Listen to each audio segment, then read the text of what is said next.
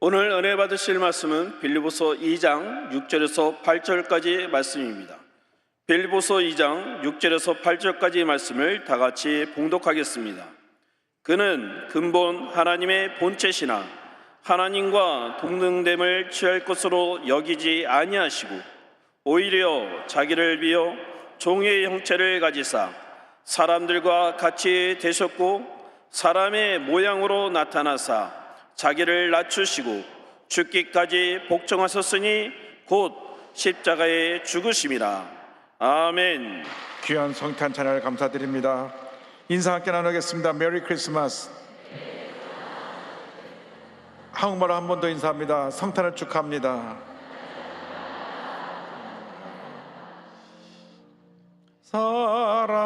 사랑하는 자여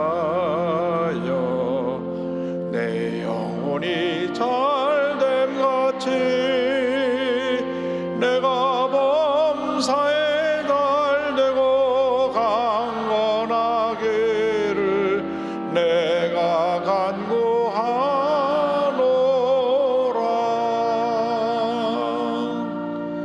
성탄을 맞이해서 요한 3장 2절의 말씀같이 영혼이 잘되고 범사가 잘되고 강건하게 되는 여러분 모두가 되기를 주님의 이름으로 축원합니다. 오늘 빌립보서 2장 6절로 8절 말씀 가지고 우리를 위해 오신 예수님, 이와 같은 제목으로 함께 말씀의 은혜를 나누기 원합니다. 하나님이신 예수님께서 2000년 전 이 땅에 육신을 입고 오셨습니다. 예수님의 탄생은 인류 역사 최대의 기적이고 축복의 사건입니다. 죄와 사망으로 뒤덮인 이 세상에 온 인류의 희망으로 구세주로 예수님이 오신 것입니다. 예수님의 탄생을 알리는 천사들이 이렇게 노래했습니다. 지극히 높은 곳에서는 하나님께 영광이요 땅에서는 기뻐하신 사람들 중에 평화로다 하니라. 예수님이 땅에서 어떠한 삶을 사셨습니까? 이 세상 모든 사람들은 잘 살기 위해 태어나지만은 예수님은 잘 죽으시기 위해 태어나셨습니다. 온 인류의 죄를 짊어지고 십자가에 달려 돌아가시기 위해 태어나신 것입니다. 예수님은 이 땅에서 낮아짐의 삶을 사셨습니다. 빌립보서 2장 6절로 8절입니다. 그는 근본 하나님의 본체시나 하나님과 동등됨을 취할 것으로 여기지 아니하시고 오히려 자기를 비워 종의 형체를 가지사 사람들과 같이 되셨고 사람의 모양으로 나타나사 자기를 낮추시고, 성경은 말씀합니다. 하나님이신 예수께서 낮아지셔서 인간의 모습으로 이 세상에 오셨습니다. 이것을 신학적 용어로 성육신, 인카네이션이라고 말합니다. 요한복음 1장 14절은 설명합니다. 말씀이 육신이 되어 우리 가운데 거하심에 우리가 그의 영광을 보니 아버지의 독생자의 영광이요 은혜와 진리가 충만하더라. 예수님처럼 낮아져서 겸손의 본을 보이신 것입니다. 성탄을 맞이하면서 한없이 높아지기만 하고 자기중심, 이기주의, 교만으로 살았던 우리의 모습을 회개하고 반성하면서 예수님처럼 낮아져서 섬김의 삶을 살아가는 우리 모두가 되어야 할 것입니다. 우리가 낮아지면 문제가 다 사라집니다. 내가 스스로 나 자신이 잘났다고 생각하고 나 자신을 위하라고 사람들에게 얘기하면 그것이 오히려 사람들과의 관계에 걸림돌이 되는 것입니다. 예수께서 이 땅에 오실 때에 만왕의 왕, 만주의 주가 되신 예수님이 왕궁에서 신하들의 축하 속에 태어나신 것이 아니라 누추하고 더러운 마구간에서 태어나셔서 말구 위에 누이셨던 것입니다. 누가복음 2장 7절은 설명합니다. 첫 아들을 낳아 강보로 싸서 구유에 누였으니 이는 여관에 있을 것이 없음이로라. 당시 황제 아구스토가, 시저 어거스투스가 로마족에 있는 모든 사람들은 자기 본적지에 가서 호적을 등록하라고 했습니다.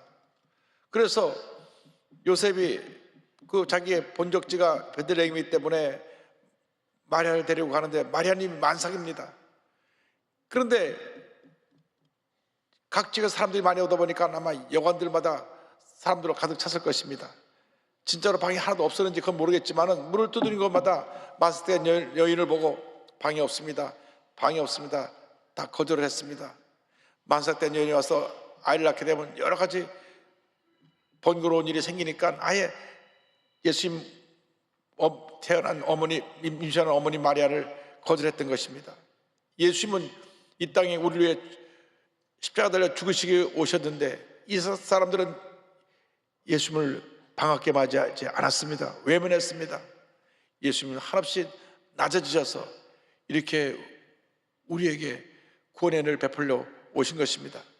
예수님이 돌아가실 때까지 예수님의 삶은 낮아짐, 섬김, 희생의 삶이셨습니다. 예수님께서 많은 사람들에게 이와 같이 외치셨습니다. 수고하고 무거운 짐진 자들아 다 내게로 오라. 내가 너희를 쉬게 하리라. 나는 마음이 온유하고 겸손하니 나의 멍에를 메고 내게 배워라. 그리하면 너희 마음이 쉼을 얻으리니. 이 세상 살아갈 때 온유와 겸손으로 옷 입으면 우리는 어떠한 문제도 어려움도 잘 헤쳐나갈 수가 있습니다. 우리 인간이 교만 덩어리가 돼갖고 늘 나 중심으로 살다 보니까 이웃과 부딪히고 문제가 생겨나는 것입니다. 그래서 잠언서에 이와 같이 경고합니다. 16장 18절에 교만은 패망의 선봉이요 거만한 마음은 넘어짐의 앞잡이니라. 높은 자리에 올라가는 것이 문제가 아닙니다. 높은 자리에 올라갈수록 초심을 잃지 말고 언제나 겸손의 자세로 성부의 모습으로 살아가야 할 텐데 많은 사람들이 높은 자리에 올라가면 없는 사람을 무시하고 그들을 다스리고 군림하려고 합니다.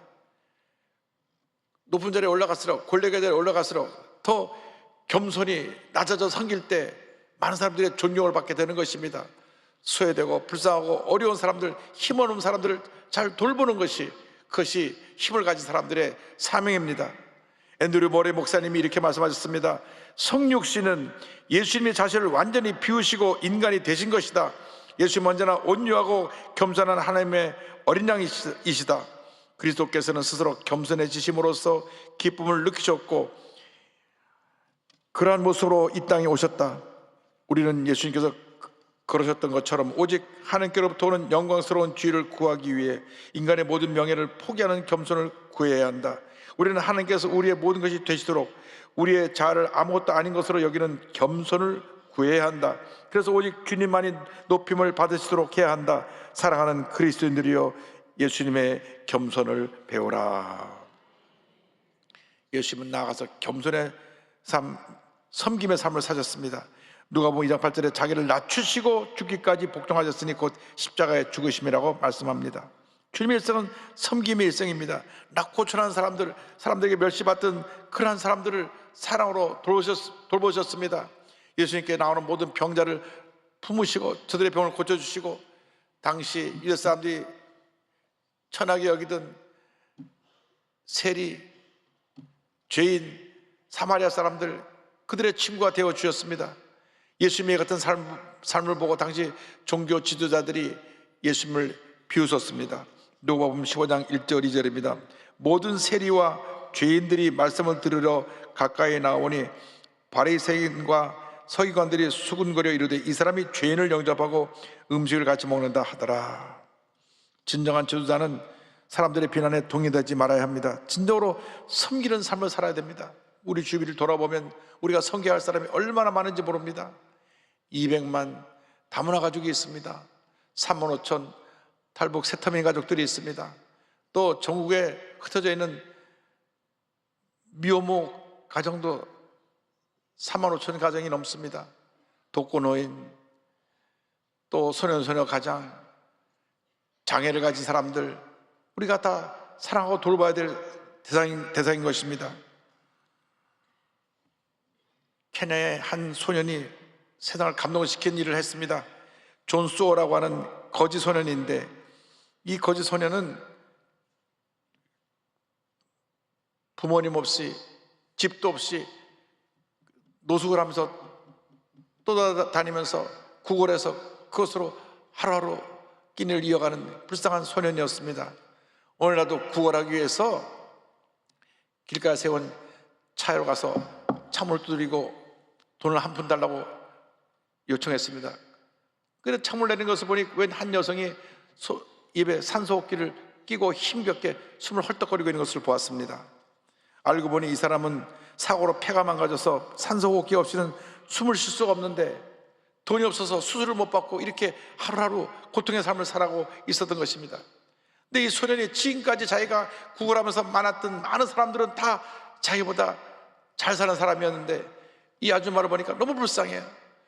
자기는 그렇게 건강하게 나가서 구걸이라도 할 수 있는데 이 아줌마는 숨을 이렇게 쉬고 있는 것을 보면서 불쌍한 마음이 들어서 이 소년이 그 아줌마를 보고 울기 시작했습니다. 울다가 울음을 멈추고 물었습니다. 아줌마, 왜 그걸 끼고 계세요? 그러니까 그 아줌마가 대답합니다. 사고로 폐가 망가져서 이게 없으면 내가 살아갈 수가 없단다. 근데 수술을 받아야 하지만 나에게 그럴 만한 돈이 없단다. 그러니까 이 거지 소년이 자기가 여기저기 동해에서 바다 꾸깃꾸깃 한 돌을 다 꺼내가지고 아줌마 이걸로 치료해 주세요. 그러니까 그 아줌마가 아니다 내가 너의 돈을 받을 수 없다. 그러니까 이 소년이 눈물을 흘리면서 그 아줌마 손을 꼭 붙잡고 기도했습니다. 하나님 제발 이번의 병을 낫게 해주세요. 그런데 이 장면을 목격했던 한 시민이 이 내용을 그 사진을 찍고 내용을 담아서 SNS에 올렸습니다. 그래서 이것이 케냐 모든 사람에게 알려지게 되었고 단 4일 만에 케냐 복음 사이트에 300만 실링 2억 원이 모여가지고 이 아줌마 글레이스라고 하는 분이 인도에 가서 수술을 받고 건강을 회복하고 돌아왔습니다. 할렐루야. 그리고 자기에게 제2의 인생을 찾게 해준 이 거지 소년을 찾아가지고 자기 아들로 입양을 하고 학교도 보내주고 지금 저렇게 행복하게 잘 살고 있습니다. 이것이 진정한 그리스도인의 모습인 것입니다. 가진 자는 나누라고 주신 것입니다. 움켜쥐고 사는 사람은 불행합니다. 그걸 지키느라고 불행합니다. 그러나 나눠주고 또 나눠주면 하나님이 더 많이 주시고 더 많이 주시고 더 많이 주시는 것입니다. 그러므로 우리가 성탄절을 지내면서 우리 주위를 둘러보면서 가난하고 헐벗고 굶주린 사람들에게 베풀고 나누는 그러한 삶을 살아야 할 것입니다. 지금 10여 년째 서울역주장방천을 매번 가서 보면서 느끼는 것은 우리 대한민국이 이렇게 세계 10대 경제대국으로 그렇게 부흥하고 발전했는데 아직도 거기는 한 평짜리 집에서 사시는 분이 서울역 앞에 400세대, 종로상가에 400세대, 약 800세대가 있습니다. 근데 한 평짜리 방이라 두 사람이 앉아서 방이 꽉 찹니다. 그런데 거기에 겨울에 히터도 없고 여름에 에어컨도 없고 그냥 전기 담요 하나 갖고 지냅니다. 얼마나 힘들고 어려운 시간을 보내고 있는지 모릅니다.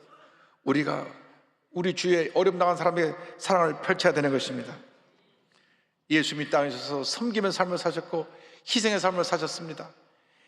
빌립보 2장 8절은 말씀합니다. 사람의 모양으로 나타나사 자기를 낮추시고 죽기까지 복종하셨으니 곧 십자가에 죽으심이라.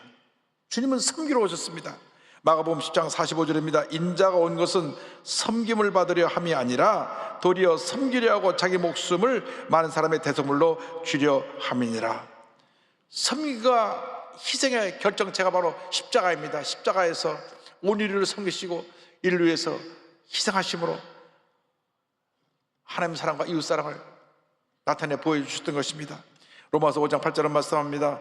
우리가 아직 죄인 되었을 때에 그리스도께서 우리를 위하여 죽으심으로 하나님께서 우리에 대한 자기의 사랑을 확증하셨느니라. 요한일서 4장 10절 11절입니다. 사랑은 여기 있으니 우리가 하나님을 사랑한 것이 아니요 하나님이 우리를 사랑하사 우리 죄를 속하기 위하여 화목제물로 그 아들을 보내셨음이라. 사랑하는 자들아 하나님이 이같이 우리를 사랑하셨은즉 우리도 서로 사랑하는 것이 마땅하도다. 십자가는 바로 이 어떤 하나님 사랑, 이웃 사랑의 결정체입니다. 우리가 하나님을 사랑한다고 말하면서 고난 중에 있는 이웃을 사랑하지 않으면 그것은 거짓말하는 자요 이중인격자가 되는 것입니다. 요한에서 4장 20절입니다. 누구든지 하나님을 사랑하노라 하고 그 형제를 미워하면 이는 거짓말하는 자니 보는 바 그 형제를 사랑하지 아니하는 자는 보지 못하는 바 하나님을 사랑할 수 없느니라. 여러분, 예수님의 희생과 성경을 본받아서 이제 우리 이웃을 사랑하고 섬기는 그 같은 귀한 삶을 살아갈 수 있게 되기를 주님의 이름으로 축원합니다. 우리가 성탄절을 맞아서 늘 동방에서 온 박사들을 이야기를 하고 또 찬송도 합니다. 동방박사 세 사람이라는 찬송을 부르는데 여러 전성을 찾아보면 또 하나의 동방박사가 존재한 것을 알 수 있습니다. 바클레이 목사의 바클레이 성경 주석에도 나오고 헨리 반 다이크 주니어의 그 책에도 나오는데 이 세 사람의 동방박사 말고 또 한 사람의 동방박사가 같이 메시아를 만나러 가기로 해서 이 네 번째 박사인 알타바는 자기 전 재산을 팔아서 사파이어, 루비, 진주를 마련해서 이제 세 명의 동방박사 함께 메시아를 찾아러 가기로 했습니다. 그래서 만약으로 한 지점에 가는 도중에 피 흘려 쓰러져 죽어가고 있는 한 사람을 만났습니다. 그래서 그 사람을 치료해주고 극진히 돌보고 주막에 갖다 이분을 맡기면서 이분을 좀 돌봐달라고 하면서 세 가지 보물 중에 사파이어를 그 주막집 주인에게 줍니다. 이것을 치료비로 쓰고 이 사람을 좀 돌봐주십시오. 이 사람을 돌보느라 시간이 많이 지체가서 만약으로 한 장소에 가보니까 세 명의 동방박사가 먼저 떠나면서 우린 베들레헴으로 간다 쪽지를 남겨놓았습니다. 그래서 베들레헴 향해 부지런히 가보니 세 명의 동방박사는 이미 왔다가 갔고 자기가 찾는 메시아는 들리는 소문에 애굽으로 갔다는 소리가 들렸습니다. 그런데 그 온 예루살렘이 막 큰 소란이 난 것은 헤롯이 군사를 풀어서 2살 미만의 그 태어난 아이는 다 죽이라는 명령을 내린 것입니다. 헤롯이 동방박사로부터 이 땅에 왕이 태어나는 사람을 저희들이 경배하러 왔다는 얘기를 듣고 내가 왕인데 또 나 말고 어떤 왕이 있느냐, 그래서 군사를 보내서 2살 아래의 아이들을 다 죽게 한 것입니다. 죽이게 한 것입니다. 막 온 동네가 통곡소리로 뒤덮였습니다. 그런데 한 어머니가 아이를 낳고 도망가는데 군에 와서 그 아이를 뺐습니다. 그 어머니가 내 아기를 제발 죽이지 말라고 울부짖습니다. 이 알타반 박사가 그것을 보고 병사를 붙잡아서 말했습니다. 내가 이 루비를 줄 테니까 한번 눈 감아달라고. 그래서 예수님께 드리려고 했던 보석, 두 번째 보석을 병사한테 주고 그 아이를 살렸습니다. 그러고 나서 이제 메시아를 만나러 애굽에 갔는데 애굽 어디를 다녀도 메시아가 보이지 않습니다. 어디를 갔는지 알 수 없어 이 나라 저 나라 찾아다니면서 33년이란 긴 세월이 지났습니다. 나이가 70대 중반이 되었는데 제가 그토록 찾던 메시아가 지금 예루살렘 성 밖에서 십자가 달려 죽임을 당하게 됐다고 하는 얘기를 들었습니다. 그래서 마지막 남은 진주를 갖고 예수님을 살려보려고 예루살렘 향해 가는데 그 입구에서 한 어린 소녀가 아버지의 빚 때문에 노예로 팔려가는 모습을 봤습니다. 이 아이가 울부짖으면서 살려달라고 그러는데 이 노예상들이 걔를 끌고 갑니다. 그때 노예상인에게 자기가 마지막 갖고 있던 진주를 주면서 아이를 살려달라고 그랬습니다. 그 아이를 노예로부터 잡혀간다 풀어주고 나니까 그 순간 그 온 지역에 지진이 났습니다. 예수님이 십자가에 달리셔서 운명하실 때 지진이 난 것입니다. 지진 나면서 건물이 무너지고 하는데 알타반 박사 위로 큰 돌이 떨어져서 그가 피를 흘리며 죽어가게 되었습니다. 마지막 죽기 전에 이와 같이 기도합니다. 하나님, 메시아를 경배하지 못한 저를 용서해 주십시오. 주님, 당신께 드리려고 했던 것을 저는 끝내 하나도 드리지 못했습니다. 이제 텅 빈 손과 죽어가는 이 몸으로 당신께 왔습니다. 그때 주님의 따뜻한 음성이 들려왔습니다. 사랑하는 나의 아들 알타반, 나는 이미 너의 경배를 3번이나 기쁘게 받았다. 내가 보석으로 구했던 사람들이 바로 나였다. 이제 내가 너를 맞이할 준비를 하겠다. 그토록 찾았던 예수님을 그 마지막 숨을 거두기 전에 만나고 환한 미소를 짓고 숨을 거두었다고 하는 얘기입니다. 그때 이와 같은 성경 말씀이 들려옵니다. 이에 의인들이 대답하여 이르되 주여, 우리가 어느 때 주께서 줄이신 것을 보고 음식을 대접하였으며 목마르신 걸 보고 마시게 하였나이까? 어느 때 나그네 되신 것을 보고 영접하였으며 헐벗으신 걸 보고 옷 입혔나이까? 어느 때에 병드신 것이나 옥에 갇히신 것을 보고 가서 배웠나이까? 하리니 임금이 대답하여 이르시되 내가 진실로 너에게 이르노니 너희가 여기 내 형제 중에 지극히 작은 자 하나에게 한 것이 곧 내게 한 것이니라. 여러분 주위에 이렇게 고통과 어려움 가운데는 불쌍한 한 사람을 돕는 것이 바로 예수님 앞에 사랑을 실천하는 것입니다. 여러분, 우리가 이 세상 살아가면서 우리 주위를 살펴본 우리보다 정말 고통과 어려움 가운데 사는 사람이 너무나 많이 있습니다. 이제 우리가 이 땅에 오신 예수님이 우리를 위해서 희생하고 헌신하신 그 모습을 본받아서 우리도 이웃을 섬기며 사랑을 베풀며 살아가는 주님의 일꾼들이 다 되기를 주님의 이름으로 축원합니다. 제가 미국에 유학 가서 목회를 하던 가운데 성탄절이 되면 우리 예수님 앞에 늘 죄송했습니다. 너무 우리 예수님은 다 주기 위해서 오셨는데 너무나 받은 게 많고 누리는 게 많아서 죄송한 마음으로 성탄절 때 불렀던 주님의 계절이라고 하는 찬양이 있는데 오늘 이 찬양을 부르면서 오늘 설교를 마무리하겠습니다. 예수님 겨울에 오신다면 온 세상 차가울 때 마음 따뜻한 사람 찾겠네. 주위를 녹이도록 오 주를 찬양하세. 고난의 겨울에 우리 찾으러 오신다네. 예수님 봄날에 오신다면 세상이 움들 때에 마음 깨끗한 사람 찾겠네. 꽃들을 돌보도록 오 주를 찬양하세. 화창한 봄날에 우리 찾으러 오신다네. 예수님 여름에 오신다면 태양이 뜨거울 때 사랑 넘치는 사람 찾겠네. 온 세상 녹이도록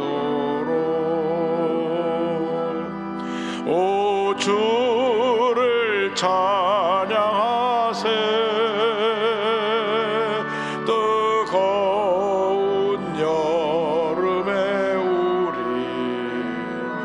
찾으러 오신다네. 예수님 가을에 오신다면 오 거기 익어갈 때 마음 성실한 사람 찾겠네. 열매를 거두도록 오 주를 찬양하세. 풍성한 가을에 우리 찾으러 오신다네.